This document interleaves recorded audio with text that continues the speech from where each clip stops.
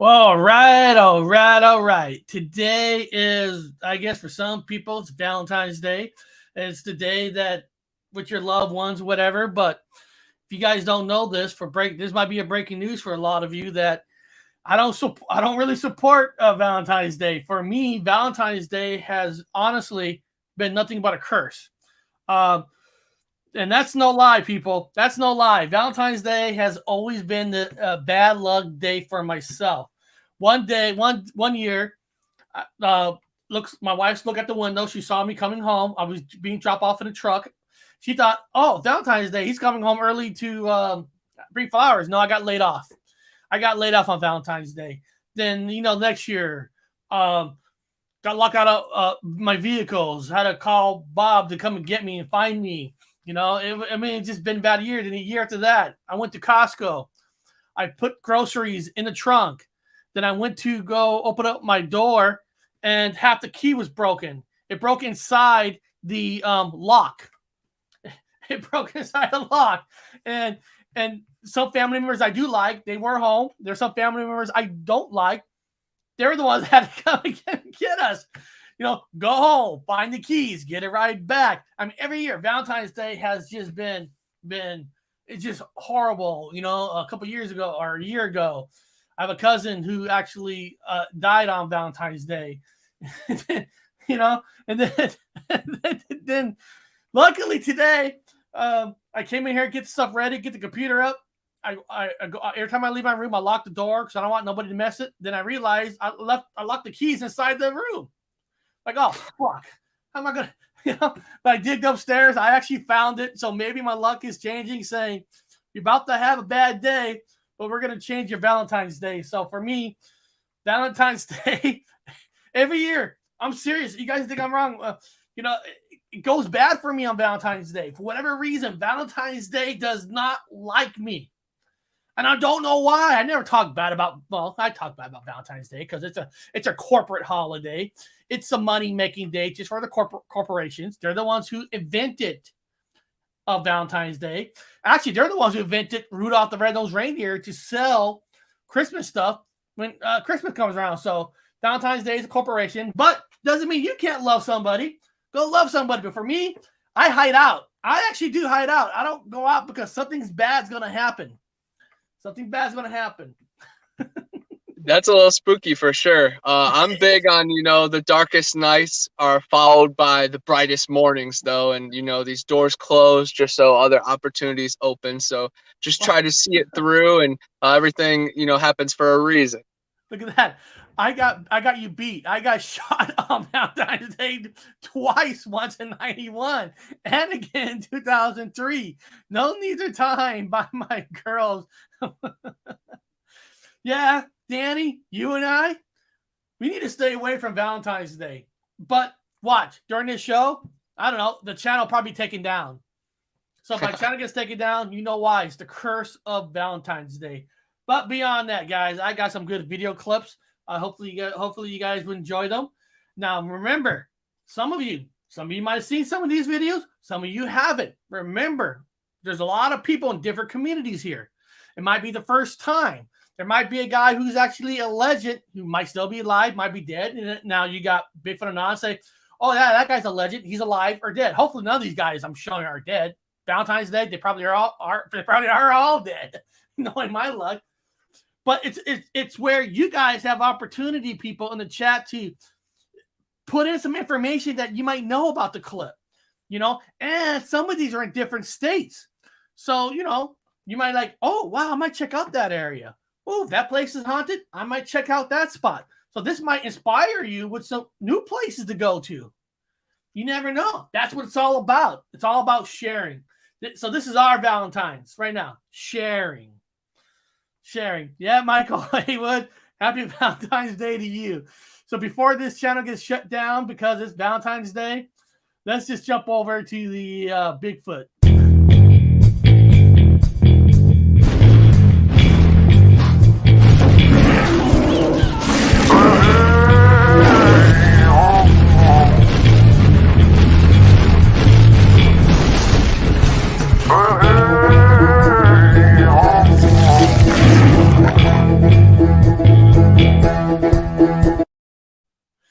Now, this is kind of a somewhat of a breaking news because Bigfoot Anon Connor is at a famous place where you guys all know Stacy Brown with that famous shot of the Bigfoot.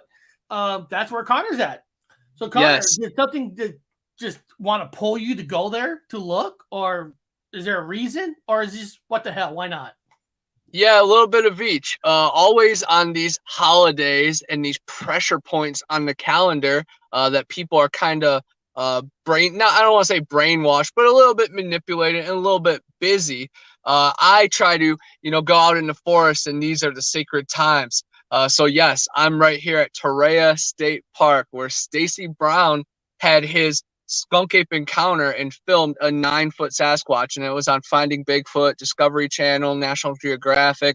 Cliff Brackman and Bobo came out here, did recreations. A bunch of other teams, have followed up. But I actually talked to a witness at work. I don't know if it was yesterday or the day before. This older man, like 40 years ago, on a school trip, he was out here canoeing with like 20 other kids, and at least 10 of them heard a Sasquatch trampling through the forest. So this little trail, he spotted something. Well, then that'd be cool. But beyond that, guys, the first video I'm going to show is Bigfoot in Central Pennsylvania. So this is a group out in Central Pennsylvania. So if you live near that area, you might know this. Here we go. Kept the faith, believing that one day they'll find. Oh, let me rewind it. For decades, a small group of dedicated researchers from around the world have kept the faith, believing that one day they'll find Bigfoot. I'm hoping every time we go out that we find something. We begin our journey 100 miles southwest of the WTAJ studios, deep in the Laurel Highlands. This is Eric Altman. He's a director of the Pennsylvania Bigfoot Society, and yes, that's a real thing. There's too much evidence to say that there's something out there that needs to be looked into. Altman says there have been thousands of Bigfoot sightings around the world, including many right here in Pennsylvania. I've always been fascinated by the mysteries and the unknown, and it's a giant world. It really is, and we don't know everything about it. So the possibility that something like this exists is truly fascinating. So we decided to take a walk. There's a lot of miles in this game land. Square mileage, I'm not certain of. And whether during daylight hours or at night, these folks have an open mind and believe Sasquatch could be in the area. The area we're in right now is what's considered a hotbed of sightings. There's so much that we don't know about the world, and there's so many legends, so many reports, it's kind of hard to ignore it. I've never laid eyes on one. I have interviewed and talked with enough people who absolutely believe that they do. The Pennsylvania Bigfoot Society is an all-volunteer research and investigation organization. The group was founded in 1998. Its members are dedicated to proving the existence of Bigfoot. What we look for are a sign of something large moving through the forest with a very large game trail. We look for large footprints.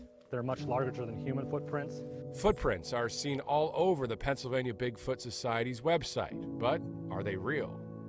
Meantime, back in Altoona, we asked folks what they believe. I have a hard time believing in Bigfoot. However, I do believe there's a lot of things out there that we have never seen. There's all kinds of stories. People see crazy things all the time. I just believe. Oh, dude, I'd run.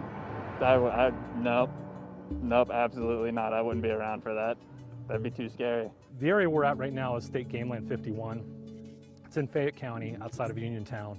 And this area has had a lot of sightings, a lot of activity over the years reported.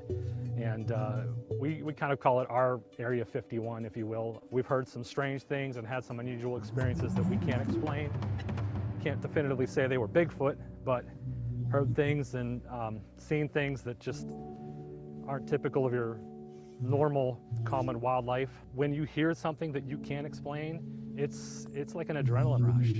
It's like, oh my gosh, did you hear that? You get excited, and especially when it's something loud and it's close, and it's not an owl or it's not a bobcat or a coyote. Man, you hear that sound and you're up out of your chair. You know, I like that video for several different kind of reasons. I like it when they talk to regular people and you kind of get three different kind of a point of view. One says, yes, they're real. One says, if I see one, I'm running. I'm scared. And that's probably the most realistic one. And the lady, you know, she was not really a believer, but she knows there's strange things out there. And what I like about the investigative group that was walking, the lady says she's never seen one, which that's an honest answer. You know, you don't have to seen one to join an organization. You know, you just got to believe. You know, you want to give it your fair shake. So that's the reason why I was showing that video. Heck yeah, I think it's awesome that right next to my bordering state in Ohio, the Pennsylvania team is so active. I got to let, Dylan from Creepy Unsolved and then Mr. Crawley know that some teams are out, boots on the ground, searching. There's actually an area in Pennsylvania that they call the Grand Canyon, and it's the Green Grand Canyon. It's a very cool place. There's also a baseball team called the Washington Wild Things, which I think that's more a little bit the dog man, but of course close to the Sasquatch, maybe a Gugway or a Janasqua type creature, something a little bit more intense than say Patty or the normal skunk ape. But yeah, man, that was super cool. And then you start thinking about all the abandoned mines, the Pittsburgh Steelers, and then the Pittsburgh Panthers, add in the black cats and maybe some bipedal cat people as well. Yeah, Pennsylvania's got some really crazy things going on. And I just love seeing news, actually have to face it head on. And, they're going to make their jokes and interview some people that are skeptical, but the truth always gleams through. But at least that news channel they weren't jerks. They were just investigating, walking with them, which that's all you can ask for. Mm-hmm. It's always those very bigger channels that sometimes you get that guy that does a little smirk, like why are we doing this? And you could tell. But hey, man, if I was working a news channel, I would want to go on that kind of case and go see a robbery at a Walmart. Right. How many of those you haven't seen before? Guys, this next one I'm going to show you is Bigfoot Discovery Museum offers all the evidence you need. So here's another guy that actually has a museum in Felton, California, which I never realized how many Bigfoot museums there really are since I've been researching. And it's kind of cool to realize there's more Bigfoot museums than you think. It's almost to a point where Discovery Plus needs to hire us to go to every single Bigfoot museum in the United States. I mean, dude, that would be a show pitch for the ages. And while we're on the topic, I want to shout out Amber's Paraworld. She is actually having the owner of a West Virginia Bigfoot museum on her channel here soon, and I'm going to be part of the panel at the end of the show. Who knows, Eric? Check your email. Maybe you're part of the panel too. But I cannot wait. I'm super excited. Like the Flatwoods Monster Museum is right by the West Virginia Bigfoot Museum. So you can literally hit two museums in a couple hours. And then you have the Mothman Museum a little down the Ohio River. So I have a lot to take care of when I get back to Ohio. That's for dang sure. Yeah. Here's a Flat Rock said a Bigfoot was killed in Pennsylvania, Appalachian Mountains. Mountain Devil recounts the frightening events on the night Frank Peterson based on true events. Wow. Pennsylvania. Yes. Wow. And you can always count on Flat Rock, Don Moore, and Donnie Miller for some great historical encounters, man. I love it. And we're here to share. All right, here's the next video. Deep within the forests of Santa Cruz County, there's an elusive creature that very few people have heard, let alone seen.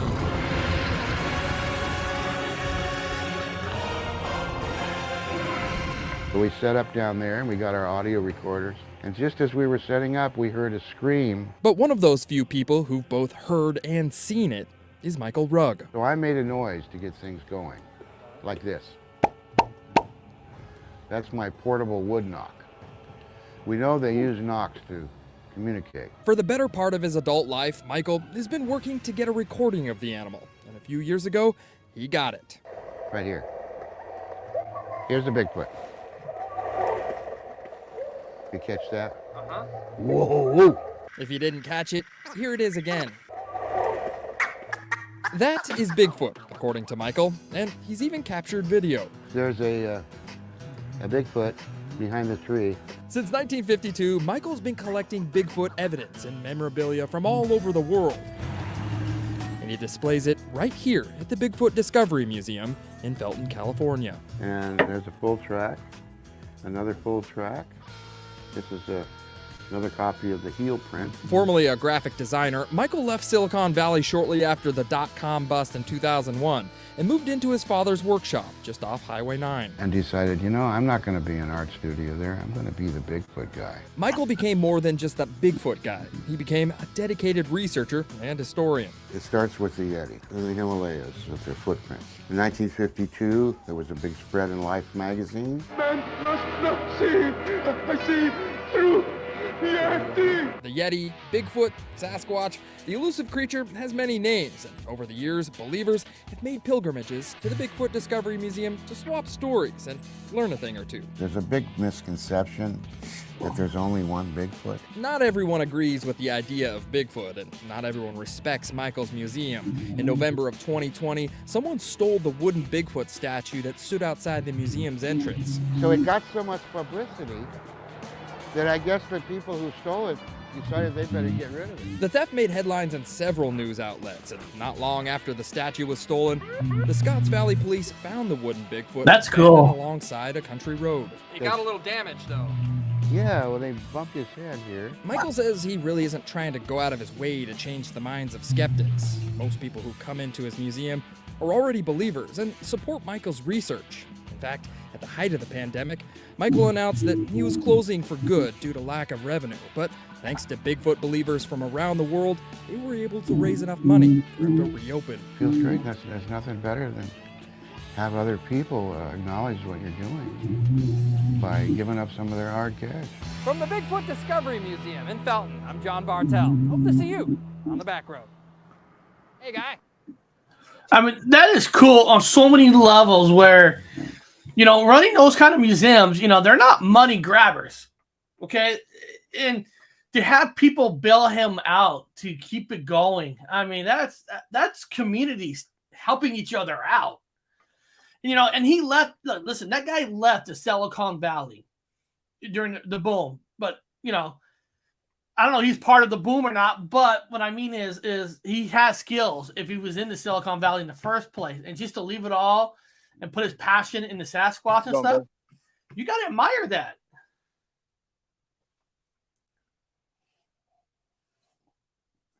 And so, you know, man, God, it's just amazing how many museums there are. It's just, it inspires you, you know, for a Valentine's Day to see that people help the guy out. I mean, that's awesome. That's, you can't guys, you can't beat that. So guys, that was the Bigfoot section today. I hope you enjoyed that. But now we're going to jump on over to the paranormal.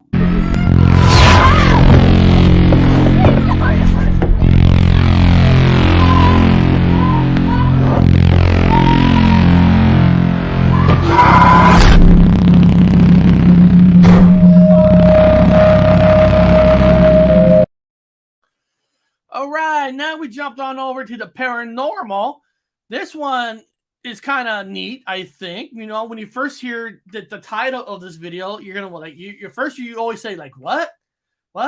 The title of this one is Paranormal Investigator Inspect Scary Black Jesus Statue. And then right off the bat, you're thinking, Black Jesus? What? It's kind of cool. There's a statue of Jesus. It's all black. I mean, not everything, the clothes. I mean, the statue is made all black. But when you look at the title, Black Jesus, I know right off the bat, you're thinking, how does that make sense? But it doesn't matter. Here we go. These people here may know a bit about it. All we call him around here is Black Jesus. So I know that there are spirits. Step into Oakwood Cemetery. Walk to the back. The comforting Christ. And you will see him. The Black Jesus. I'll get a little nervous, I guess. But he is shrouded in local lore. They say this is in Huntsville, Texas. Just so anybody know, this is actually in Texas. Sometimes his eyes are closed. Sometimes they are open. This statue was commissioned by a grieving judge and his wife. The young boy, who was 5 years old, had his tonsils out in Austin, Texas, and he died on the operating table in 1923. So they say that sometimes that the statue actually cries. And they say the palms that normally face downward sometimes turn up. It's ridiculous. Absolutely ridiculous. As for the color, It's not black, it's bronze, and bronze turns dark, and the acid from the different trees turn it darker.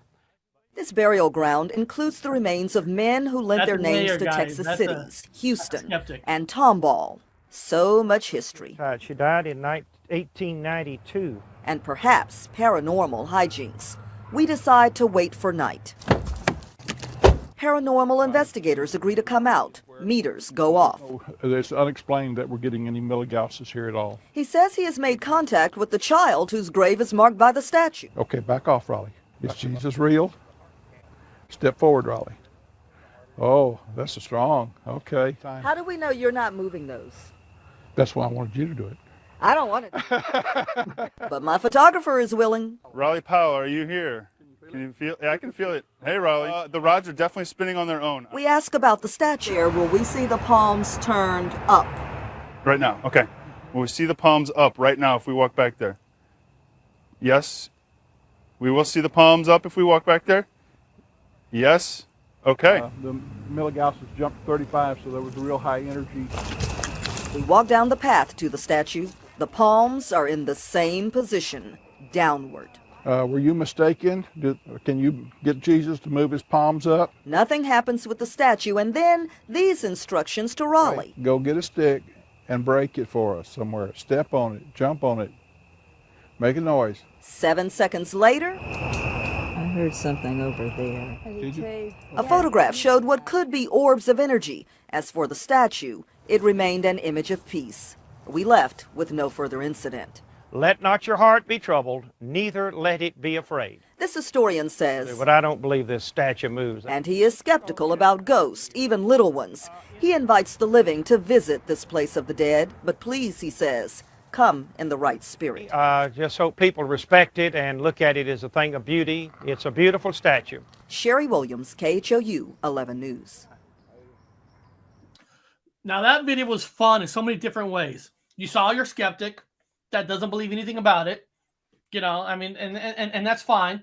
But what I like about it is, first of all, that's a cool statue. You know, now if you live in Texas, hopefully some of you paranormal people in the chat, if you live near, go check it out. Do it yourself. But what I like what the investigator did is, I know Amber's Paraworld did that too in one of her videos with the two metal things. And I like when he goes, well, no, you're going to hold on to it. So he got one of the newscasters, workers, to do it. And he said he kind of felt it. So that was kind of cool. And then while he said he felt it and it moved, and the guy said the number jumped up, you know, what now could that whole thing be a hoax? Well, of course. But and then it's kind of cool is now the statue hand didn't move, you know. I mean, the source of energy that a ghost and all that needs to have that happen. It's got to be major. I mean, that's major energy to do something like that. But something as simple as breaking a stick, and then 7 seconds later, the woman said she heard it, and they had the camera. They saw like an orb little thing. I thought that was kind of cool. I mean, if I'm going to say I'm going to believe it's something more one way than the other, I would say there's something there.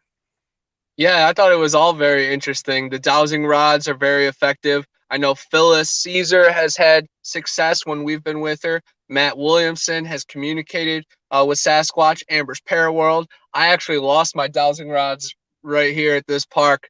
So I'm very interested to maybe one day they will come back to me. But maybe they're being used for greater purposes under earth.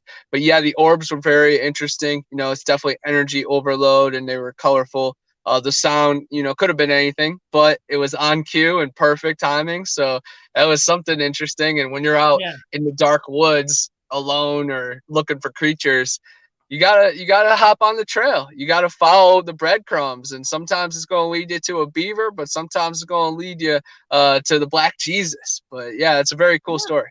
It is. And you're right. That could have just been luck than an animal, but it was, you know, closer to cue. But they have a little shot of an orb when that sound happened. So, you know, that's what gives it a little bit more of a plus. So I like, it's like I said, there's some I can just say, oh no, fuck no. That one, there's some pretty interesting stuff in that one. Now, this next one is reported haunted hospital investigated by paranormal group for the first time.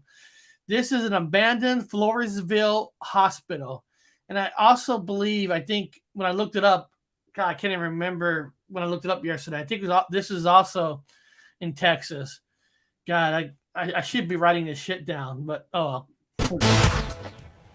Welcome back. It is now 6:14. All right, everybody. We have saved the best for last. A haunting in South Texas goes inside a building never before investigated. Is there something haunting in the old Wilson County Memorial Hospital in Floresville? Eric Hernandez, digital journalist Adrian Garcia, along with the San Antonio Paranormal Investigation, spent some time at night inside, and this is what they found.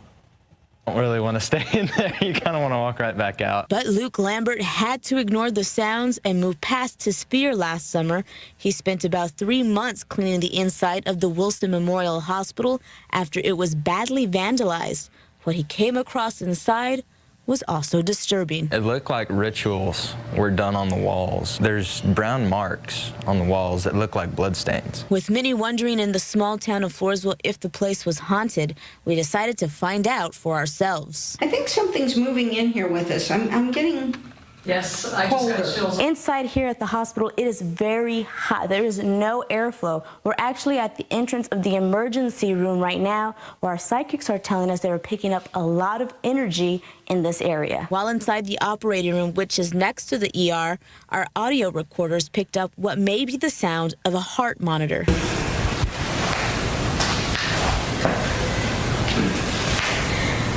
Later, while walking around, Gene Rittenauer from San Antonio Paranormal Investigations picked up the voice of a man. I'm walking by your room and you want to talk to me. Please say something.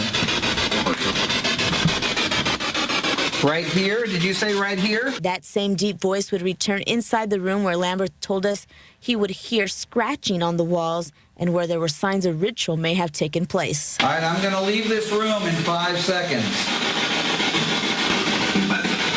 Despite everything we encountered, Deborah tells us that nothing dark or evil was inside, just the spirits of past nuns and patients who had passed inside. Erica Hernandez, KSAT 12 News. Now, there's a couple interesting things. Now, first of all, anytime you go into a spooky place, your mind's already going to go spooky, especially in abandoned places.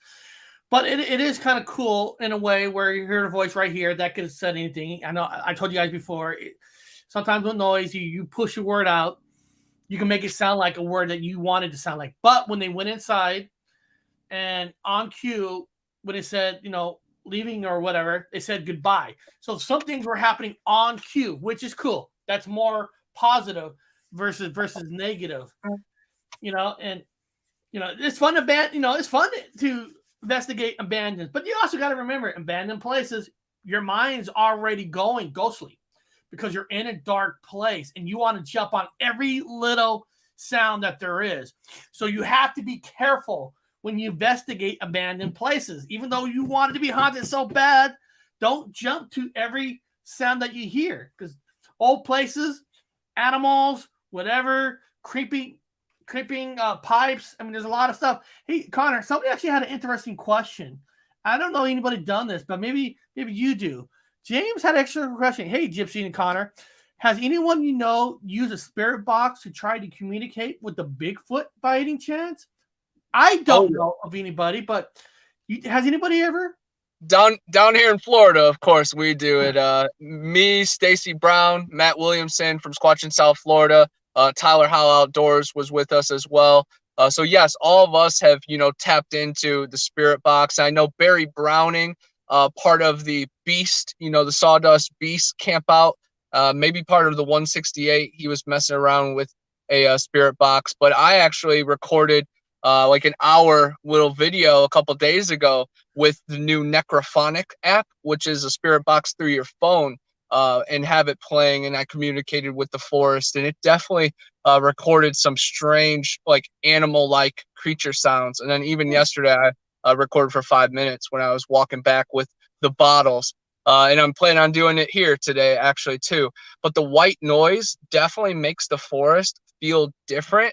So it's a little different feeling. Like when we were in Mayaca, we were in a haunted house talking to the Sasquatch around the haunted house because the whole preserve was, surrounded by swamp and swamp apes, basically.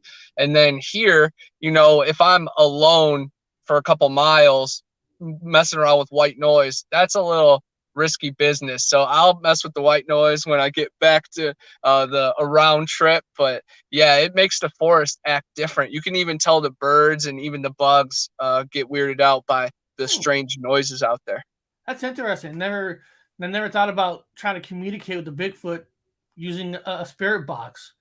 That's a good one. That's I never thought about that. You know, and if it works, and you know they talk on a different level. I mean, it's gotta, because I mean, spirit box, they're using white noise to talk through.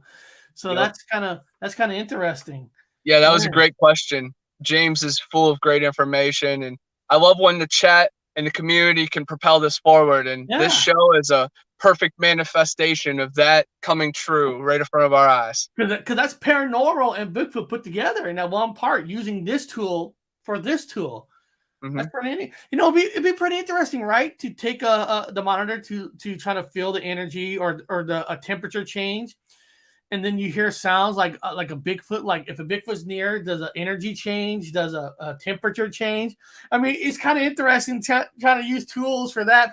I mean, it's for sure. Those are the variables we have to start documenting and really opening our mind to. And this kind of platform and these kind of conversations are perfect for that. And I also want to mention Amber's Paraworld for using a spirit box, communicating with the forest, with the fae, with the spirits, but also with the woodman. And she's recorded him communicating with him. So yes, she's definitely trailblazing in the West Virginia mountains as well that way too.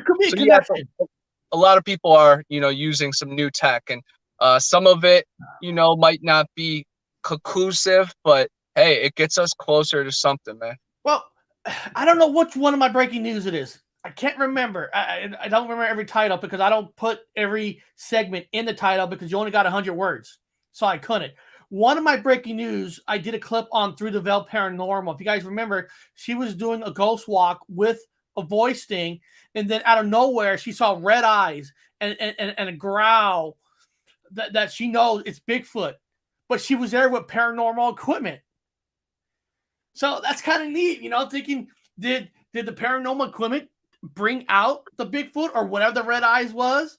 You know, it makes you think now. It's like another kind of a, wow. I never put the two together. I was just thinking more of they're on a paranormal investigation, but doing that, they might have caught a Bigfoot. Not knowing, thinking maybe because the paranormal equipment they're using brought in the Bigfoot. Yeah, it's getting next level, man. People are using their spirit boxes and dowsing rods, you know, days before expeditions and communicating with the forest and with the Sasquatch, kind of manifesting and planning out expeditions and encounters. So it's really cool seeing it go mind and metaphysical, because that's just as real as solid. That is awesome. Well, guys, it's time for UFOs.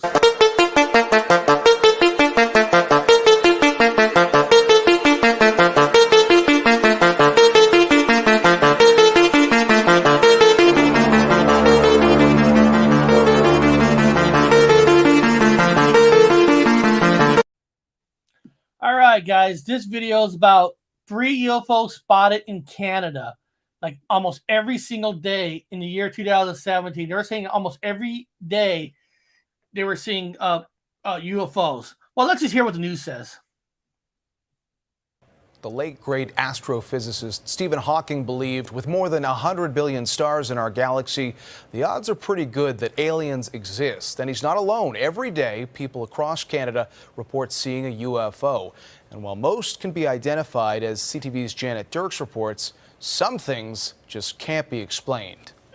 I got it. Oh my gosh. Oh. What the hell? That strange light in the sky is one of 1,100 UFO sightings in Canada last year. According to the annual survey released by Ufology Research of Manitoba, there are at least 3 such sightings in the country every day. UFO reports are still a thing. People are reporting them in greater and greater numbers every year. Montreal is Canada's UFO capital, with 74 sightings reported last year, followed by Toronto, then Vancouver. It's not that these cities are on an extraterrestrial highway. It's a matter of population, says the report's author. If a tree's falling in the forest, you need somebody to hear it. So if there's a UFO in the sky, the more people around to see it, the more reports you get. None of the sightings match the drama of the X-Files. The truth is out there. But something was out there, according to 10 campers in Quebec who reported a triangular object that hovered and then flew off. One of them drew the scene. In Oshawa, a wildlife photographer captured an odd-shaped disc in the sky. This scientist says people should be critical, but still open-minded. There's a few that really just get me scratching my head saying, what could it have been? The survey says of the 1,100 sightings, only 8% are unexplained, and that can be whittled down to 1% of so-called high-quality unknowns. In fact, none of these cases, shout that aliens are here. But what they do say is that people are reporting things, and maybe science should take a closer look at some of them. Since the survey began nearly 30 years ago, more than 19,000 Canadians have reported seeing something strange in the sky. That makes them think we're not alone. Janet Dirks, CTV News, Calgary. Right, all right. So remember, people, not everything is reported. So the numbers could be even higher if everything was reported. And then of course the question is not everybody even knows who to report it to. I mean, it's not like a common knowledge like, hey, here's a UFO, here's an organization that you should report this to. It's not like you get a list. Hey, if you see a Bigfoot, report it to here. If you see this, report it here. Most people see something, they don't know who to report it to, and a lot of people are afraid to even report things because they're afraid of the laughter. I mean, that's just the reality of it is. And so I was curious, and I wanted to know, has the reports even gone up even more every single year? And what's interesting in Canada is let me see, do I have it up here? UFO sightings in Canada down below pre-pandemic levels. According to this year has seen a drop in UFO sightings after a sharp rise in 2020. But a Canadian said it's not unusual to see these numbers wax and wane. Well, so they're saying some numbers have dropped, but you gotta remember during these last 2 years, there was a time period where there's a lot of people that weren't working, so they were outdoors more, seeing more things. Now, times people are going back to work, they're not out as much. So I can see where reportings were spiked and reportings go down, but doesn't mean it's not there, because it talks about over 1,000 in the article. Or right here, and let me pop this back up again. It says here, and there's somewhere around 1,000 UFO reports filed in Canada every year, so it works out something like 3 a day. Okay, now if you want to say UFOs with aliens, not undefined objects, remember, guys, I said this before. Out of 1,000, you only need one to be real, to be a fact, to say it's out there. You only need one. You don't need 99.9% to be real or 80%. You only need one out of 1,000 to be real, and it's real. For sure. And there's 3 reported a day. 3 a day, each day a year. That's 1,000 right there. So if one a year is real, then these extraterrestrials are real. But man, they are happening so much, because I know you're on TikTok, Instagram, Twitter. You see so many floods of Bolivian lights. The Phoenix lights are back. Lights above Lake Mead. Like, I literally see it every day. New UFO footage. So I'm all for it. I think it's very interesting. I also think something big is coming in the sky that is not probably extraterrestrial. It's going to be some kind of virtual reality. But I also want to say, right off the bat on that news past, I loved the last 98%, but they said like the late great Stephen Hawking. There is pictures of Stephen Hawking on Epstein Island that are on Google. So we need to stop parading that dude around. I'd push his wheelchair off a freaking cliff. Sorry. Oh yeah. They always got to add sometimes a big person, a name that everybody knows. I don't give a shit if they believe it or not. I don't care if Amazon guy believes it or not, Microsoft guy. None of them doesn't matter. Now, but you guys, just think about it. 1,000 a year in Canada alone. That's just Canada. That's not United States of America, which is we're a bigger population, more people. Russia, China. I mean, that's just 1,000 in one country. You add it all together, I mean, you're talking 30, 40,000 a year. And that's just the people who do report. Not everybody reports. It could be in the hundreds of thousands. And like I said, you only need one. Now it's all about self-reporting, like what we're doing right now. We don't need the establishment anymore. It's all about the community. Back in the day, our parents, they only had the newscasters. Guess what? I'm the news. Like you've seen Captain Phillips when they take over the boat, he says, I'm the captain now. Like I'm the newscaster.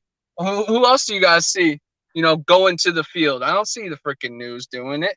I don't see them covering it like Eric and diving into all these different, features and encounters going back hundreds of years, man.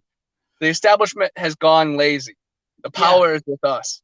Yeah, to learn, you do got to watch videos and stuff like information like history to repeat itself. But when we get direct reports from people from the chat that send a video directly that they took, that's unfiltered, man. That's like only 1-to-1. Nobody, me and Connor's not like getting this a script from somebody sending us a video. Well, let's say this. Let's not say this. We'll just report what it is and we'll talk about it. That's what it's there about. Is no filtering with us. There is no filtering. Now, guys, it's time for Mandela effect. Is it paranormal? I mean, not paranormal. Is it parallel changes? Is it multiverse?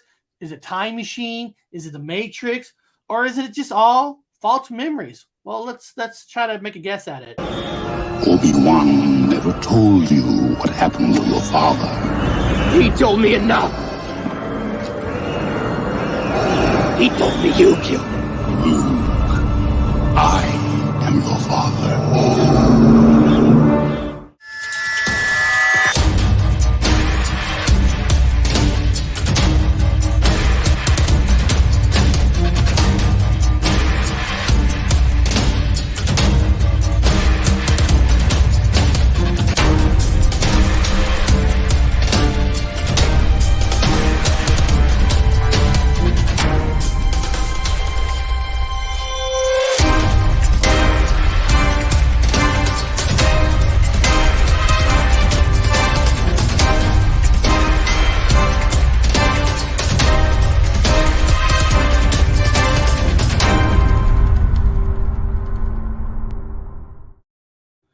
Now, I'm gonna play two clips. One's like a 10-second clip, but the other one in honor of the Super Bowl, which I fucking hated the Rams won.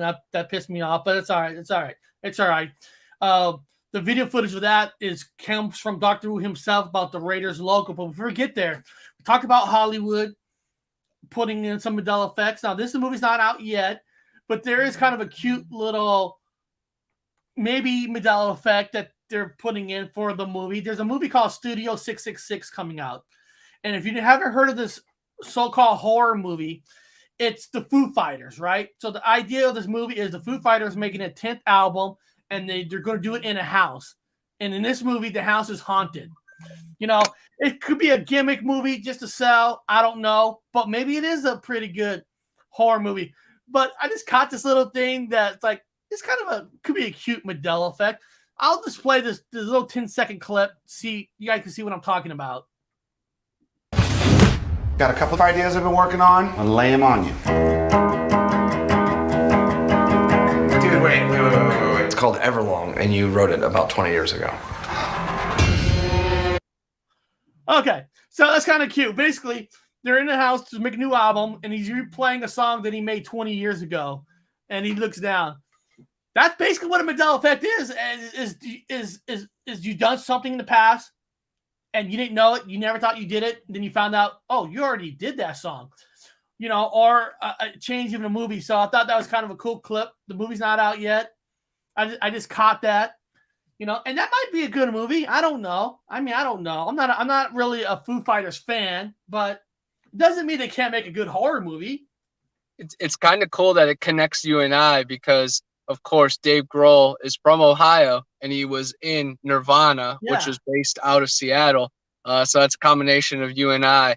I used to be a huge Dave Grohl fan, like worship the guy. But until the last few years, I think he's been replaced. So I think that's what that is right there. He's been AI replaced. But I love, again, that you catch that it is even up the Mandela Effect Boulevard. That is so dope. It was in a trailer. I'm looking at the trailer like, oh, that's kind of cute. He did a song 20 years ago, and they're calling it out. And like, you know, you're seeing these a little bit more in movies more lately that they kind of talk about the Mandela Effect without saying the word. So it is what it is, guys. You guys take that the way you want. I thought it was cool. Here, just one more time. Just hear it, guys. Here, just hear it one more time. It's only 10 seconds. Got a couple of ideas I've been working on. I'll lay them on you. Dude, wait. It's called Everlong, and you wrote it about 20 years ago.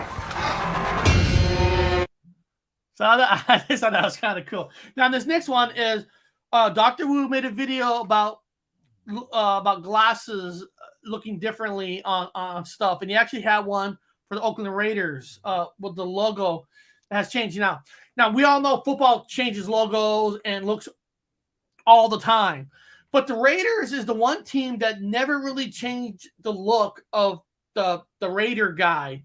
It's always been almost the exact same look. And where I grew up in Fresno, California, there was really two teams. You were either San Francisco or you were the Raiders, Oakland or LA, whenever they were in. Now, there were a few little Chargers, a few little fake Rams fans, but it usually was 49ers or Raiders. I was on the Raiders side. I hated the 49er colors. I hated that gold, that ugly gold. I really did. I was more on the Raiders side, and I always remember the logo a certain way, but what the hell? I'll just play this little clip.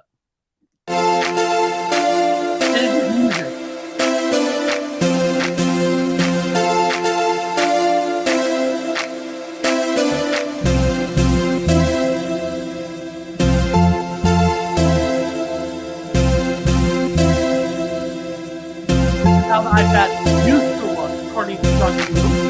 And that's the logo that I always know where it's at. Apparently, it used to be that shape before the glasses up.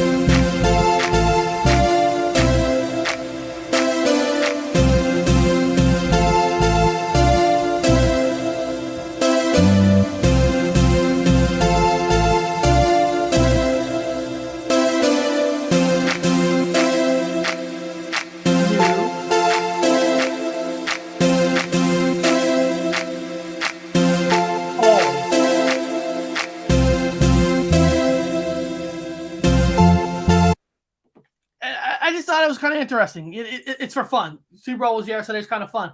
It is interesting because I don't remember any other kind of a patch. There could be. And then if you're getting a tattoo, you would think you're going to get the tattoo of the exact kind of a patch, the more of the glasses kind of a oval shape where the logo now is more square. So it's kind of cool, that's Dr. Wu, he spotted it and, it makes you think. I like it. It's a big question. Are they pirates or pilots? Because the pilots is more of the sunglasses, and then the pirates is more the patch. And that's just weird phenomenon. Like, it took me back all the way to like sitting on the kitchen floor as a kid, like looking at, the logos and stuff. And I don't know if I had that false memory of thinking like, why is it a pilot, like the sunglasses? Because I would definitely think eye patch 1,000,000%. That's what like my heart and soul tells me. But seeing, that pilot, that sunglasses one, I'm like, man, I think I remember that weird question of asking myself that growing up. So I think that's what the Mandela Effect's all about. Sometimes you don't get concrete answers, but just that goosebumps of like knowing there's something else out there. Yep. That's the magic, and that's what's the beauty behind it. And guys, when I actually put the link you might want to check out the whole link because that video goes further into 6 more minutes of different California raisins and all that. I just took the Raiders part. So there is actually more with the sunglasses, but you guys are going to have to go to that link and go to his channel and watch the whole thing with the glasses. But beyond that, guys, what do you got going on for the rest of the day and all that for this week? I'm about to tackle this hike, and I got my GoPro ready. I have casting supplies. I have a big bag of tobacco and ganja to gift and share with the forest. So I'm super excited about that. I'm getting ready to start this new book that I'm doing a little bit of new research on. It's all about different skunk apes. So I'm talking to people from South Florida, from Southern Alabama, even like near Tyler Howe Outdoors, Blackwater Forest, all the different type of skunk apes, the devil monkeys, the Tennessee Titans that come down. I'm just really excited about it because I want to have something like Florida based. And I'm also kind of plotting on a name change altogether with Bigfoot Anon. I want to get something a little bit more individual. So I'm really excited about it. I'm going to make those announcements soon along with my show because I'm really close to getting monetized. So my live show is right around the corner. Very excited about it. Also, please buy my newest book, Eerie Swamps Road Trip to Eden, on Amazon. It's through Beyond the Fray Publishing. It's a revamp of my original first one, and I'm just really excited for it. It's kind of funny. You and I, before this started, what Lunar Note said, Bowl was nice until the ref started smoking meth in the last minute of the game. It's kind of funny because you and I, who were talking, I was saying, you know, it was a clean game with no flags until the last minute when every fucking play was flag. It's like, what happened? What did they get a phone call and say, hey guys, we got to have LA win this. We got to give them every chance to have them win this game. And it was a clean game until flag. And there's always got to be something that ruins a flow of a kind of a decent game. No flags, let them play. Then all suddenly they can't play. Makes you think, right? I'm not saying there's a conspiracy. I'm not saying, but it definitely looked like they wanted to have Joe Burrow have that last drive to tie it up or win it. And Jalen Ramsey actually fell down on that last play, but he got sacked, so he didn't have enough time to throw it deep. But man, it would have been awesome. Joe Burrow, he'll be back, of course. You know, Ohio State Buckeye, LSU Tiger combination. It was really cool to see Stafford get it. Sean McVay, the coach, is from Ohio. So there's its positives and negatives, but it was a good game, yeah, until all the BS holding calls at the end. You're saying Jalen Ramsey can rip someone's shirt at the beginning of the game and not get called, and then a good play by Wilson, number 55, gets called for holding. But it was an awesome game. You know, Super Bowl Sunday had those vibes. I went hiking yesterday and actually ran into one of my buddies, Cameron, the leprechaun guy from some of my past videos. He and his girlfriend were at the park, and he texted me. He's like, hey, I see your car. And I had 2 bags full of bottles in my arms and then one in my backpack. So they helped me carry them. So that was awesome. So beyond that, guys, now are you working tomorrow? Are you back at work? Yes, I'm back at work tomorrow. So could you push it back 1 hour, please? Oh, yeah. Today I have to go do something in 10 minutes. That's why I did it at 11. So I want to make sure you work. Tomorrow I can do 12, no problem. So, guys, Tomorrow is at 12. I like it at 12, too, because it gives me more time I can add more or take more time where maybe tonight I'm too tired to put them together. I could do it in the morning. But beyond that, guys, we'll see you on the next breaking news.